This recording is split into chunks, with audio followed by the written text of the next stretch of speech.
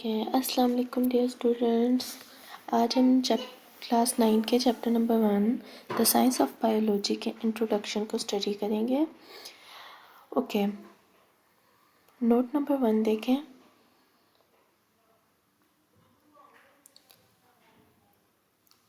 Biology का मतलब है स्टडी ऑफ लाइफ। बायो का मतलब होता है लाइफ और लॉजी का मतलब होता है स्टडी। यानी बायोलॉजी में हम हर उस चीज़ को स्टडी करते हैं जो ज़िंदा है। अब यहाँ एक इम्पोर्टेंट बात है, अर्थ पर बहुत वैरायटी ऑफ लाइफ मौजूद है। यानी प्लांट्स हैं, एनिमल्स हैं, ह्यूमंस हैं, माइक्रोस्कोपिक ऑर्गेनिजम्स हैं। बायोलॉजी इन सबको समझने का एक साइंस है।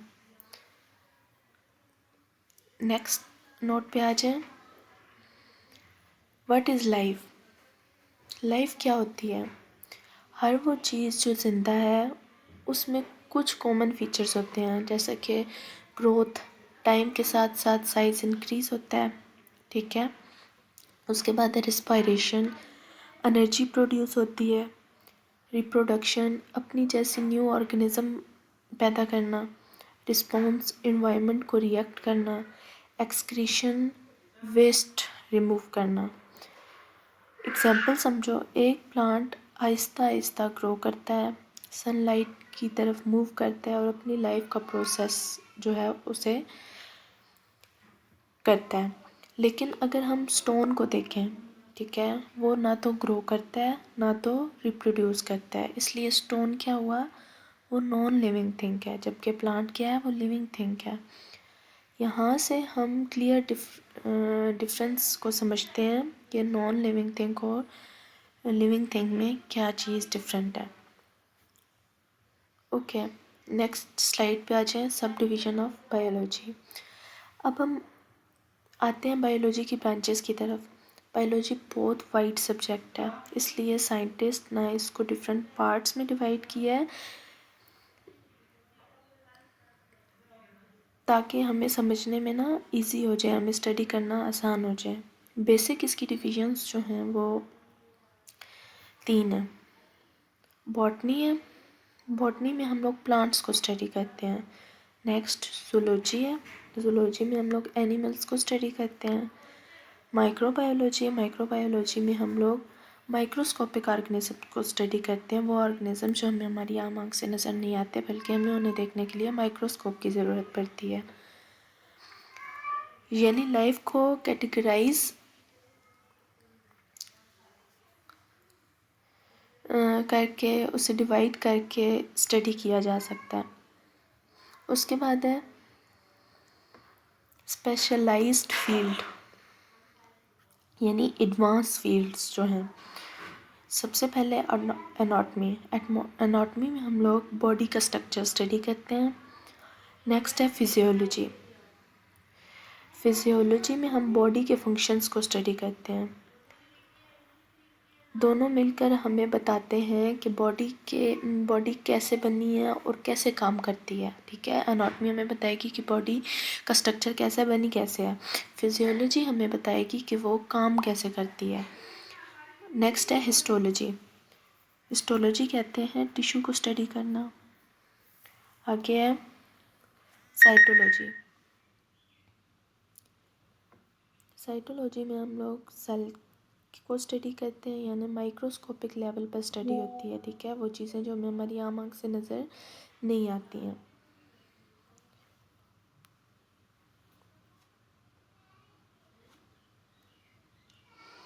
उसके बाद है एम्ब्रियोलॉजी, डेवलपमेंट बिफोर बर्थ, यानी पैदाइश से पहले जो बेबी होता है ना, उसकी स्टडी को एम्ब्रियोलॉजी कहते हैं।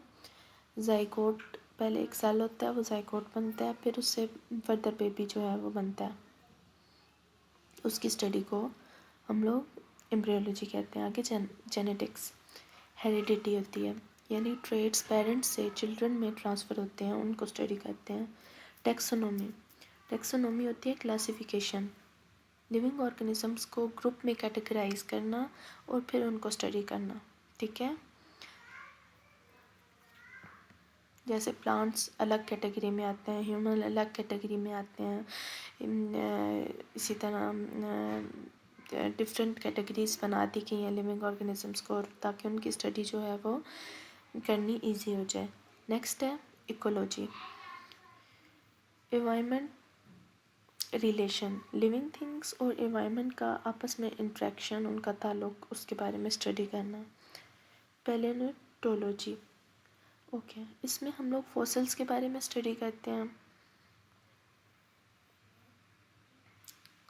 यानी जो पुराने वक्तों में जो जानवर पौधे मर गए थे, ठीक है, वो ज़मीन में गल सड़ जाते हैं, उसके बाद उससे फॉसिल्स बनते हैं, उनके बारे में स्टडी को हम लोग कहते हैं।